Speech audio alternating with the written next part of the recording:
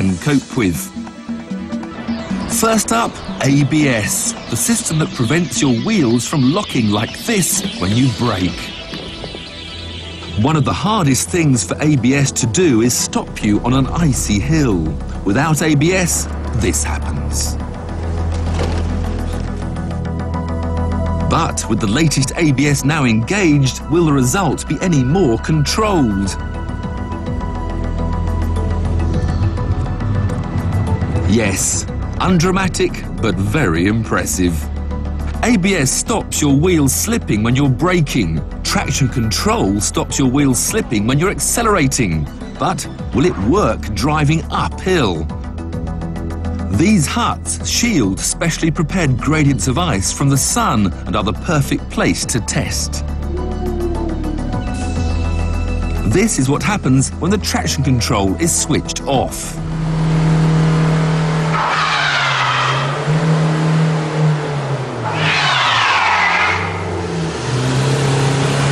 No traction control, no traction.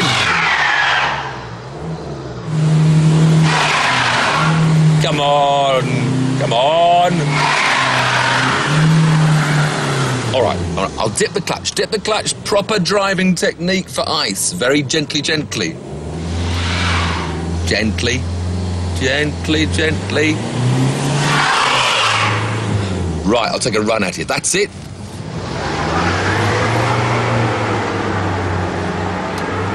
No matter what I tried, the front-wheel drive X-Type wasn't going up. But turn the traction control on and power is automatically restricted so the tyre's grip is never overwhelmed. The hill is conquered with no fuss at all. Nobody knew what would happen in our final test, except that it would need a large runoff area. To test the Electronic Stability Program, ESP, we headed onto a frozen lake the size of central London. You can probably just spot me in the distance. ABS and traction control stop wheel slip in a straight line, but ESP stops you skidding sideways. Just 1% of drivers know how ESP works, yet I think it should be fitted on every car. The test is to try and swerve round one obstacle, then a second, and then a third. To begin with, we'll keep the ESP turned off. Right, I'm driving down a motorway at 70 miles an hour. I'm going to suddenly be faced with an emergency avoidance situation. I've got no ESP, and I'm on sheet ice.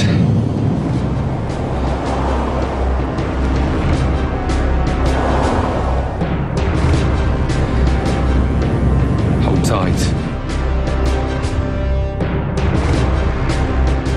One, missed two, and no! I've lost total.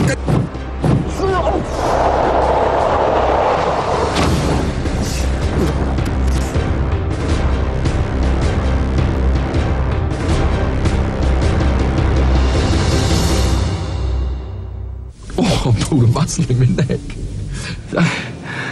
I missed the first two obstacles, but after that I was just a passenger, no control. And I just slammed into that, fortunately, polystyrene wall. Normally, Bosch tests at 50 miles an hour, but this was at 70. And given that it was on sheet ice, I was doubtful that even the latest generation of ESP could save the skid. But we turned it on, rebuilt the wall, and tried again. Okay, now building up to the same situation, 70 miles an hour. I now have the ESP switched on. I face the same hazard. I still can't believe this is going to work. 70 miles an hour. Miss one, miss the other, and just drive past the wall and gently bring the car to a halt with my ABS brakes. I mean, it's just so undramatic, it's unbelievable. The ESP senses a potential skid, so first cuts power, then applies individual brakes to counteract the slide. It reacts better than any human could. Watch how the front wheel automatically brakes just enough to keep you straight. It's easy to see why Mercedes reckon ESP cuts accidents by 1/3, while Toyota say by 1/2. Miss 1, miss 2. If the system works here, it'll work anywhere. And after experiencing it firsthand, I'm certain your next car should be fitted with ESP. Just remember, different car makers may call it different things, like DSC, VSA, or VSC. Without ESP, you risk a crash like this. And the thing you hit may not be so soft.